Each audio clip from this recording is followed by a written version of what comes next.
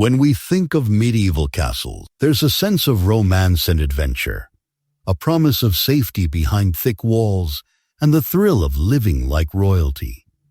But how much of this is true, and how much is just Hollywood magic? Let's take a journey back in time.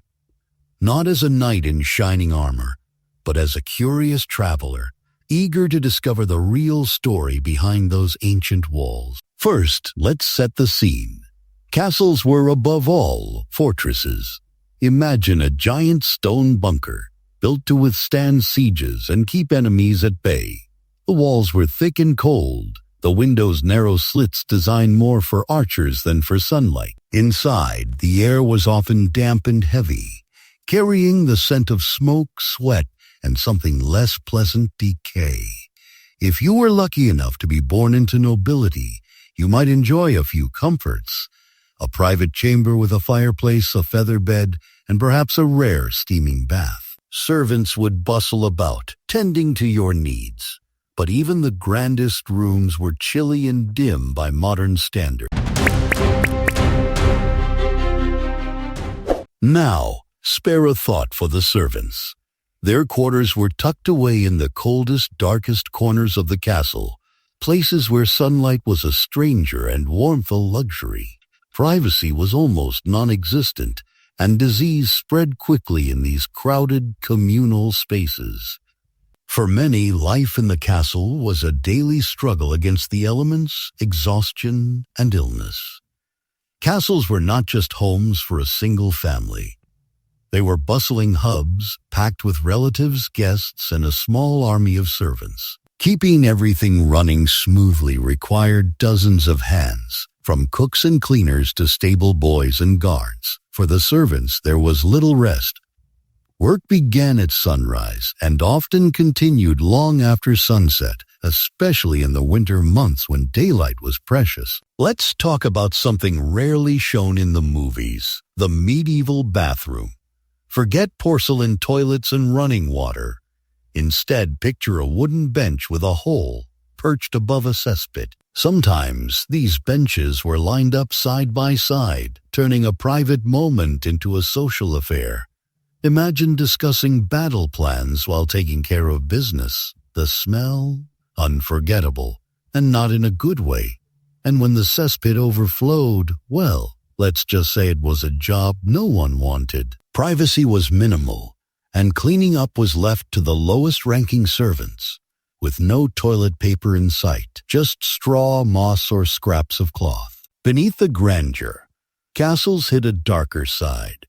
Dungeons were real, and they were as grim as you might imagine, cold, damp, and echoing with the sounds of suffering. These were places of punishment and fear, where the unlucky might find themselves chained to the walls, awaiting an uncertain fate. Some castles even had murder holes above the main entrance, where defenders could pour boiling water, hot sand, or even beehives down on unwelcome guests. Spiral staircases almost always wound clockwise, giving right-handed defenders an advantage over attackers whose sword arms would be cramped by the central column. Even the smallest architectural choices were shaped by the constant threat of conflict. If you lived in a castle, you shared your home with uninvited guests. Rats, they scurried through the halls, gnawed at stores of grain, and spread disease. The most infamous of these was the Black Death, a plague that swept through Europe and claimed millions of lives. For many, the castle's thick walls offered little protection from the invisible enemies within. Dark, damp, and cold environments were perfect breeding grounds for all sorts of pests, and people simply accepted the rat infestation as a part of normal life. One small mercy: the wine and ale flowed freely. In fact, it was often safer to drink alcohol than water, which was usually contaminated. Meals could be hearty, especially for the lords and ladies, but the servants made do with simpler fare. Castles had their own kitchens, and sometimes even breweries and bakeries within their walls. The great halls where feasts were held would have been filled with the sounds of minstrels, the smells of roasting meat, and the flicker of torchlight on polished armor. Despite the gray stone we see today, many castles were once decorated with bright murals and tapestries, both to impress visitors and to help insulate against the cold. As for bathing, that was a rare luxury reserved for special occasions. Hauling water through narrow corridors and heating it over open fires was a monumental task, so most people simply didn't bother. In some cases, bathing once a year was considered sufficient. Yet, castles were also places of innovation. The drawbridge and portcullis were marvels of medieval engineering, designed to keep enemies out. Some castles even had early forms of central heating, called hypocausts, which channeled warm air under the floors, though only the wealthiest lords could afford such luxuries. Despite the hardships, castles were centers of culture and learning. Some lords and ladies could read and write, and a few castles even had libraries filled with precious manuscripts. Traveling minstrels and troubadours brought news and entertainment from distant lands, and great feasts were occasions for music, dancing, and storytelling. Castles also had their own gardens, not just for beauty but for survival.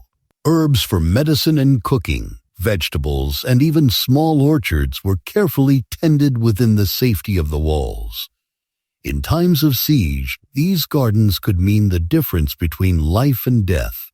Castles were surprisingly noisy places. The clatter of horses in the courtyard, the clang of blacksmiths at work, and the constant chatter of servants filled the air. At night, the only light came from flickering torches or candles made of animal fat, which gave off more smoke than brightness. The smell of smoke, mixed with the odors of animals, people, and food, was ever present. And while we often imagine castles as isolated, they were usually the heart of a bustling community. Markets would spring up outside the gates, and villagers relied on the castle for protection in troubled times. The castle was a symbol of power, but also a place of refuge, work, and daily life for hundreds of people. Daily life was a blend of hardship and celebration. Festivals and tournaments brought moments of joy and spectacle, with jousting knights, jesters, and elaborate costumes. Children played games we'd still recognize today, like tag and hide and seek, while adults gathered for storytelling and music on long winter nights. Yet for all their splendor and strength, castles were never truly comfortable. The drafty halls, the ever-present threat of disease, and the rigid social hierarchy made life challenging for everyone, from the highest lord to the humblest servant.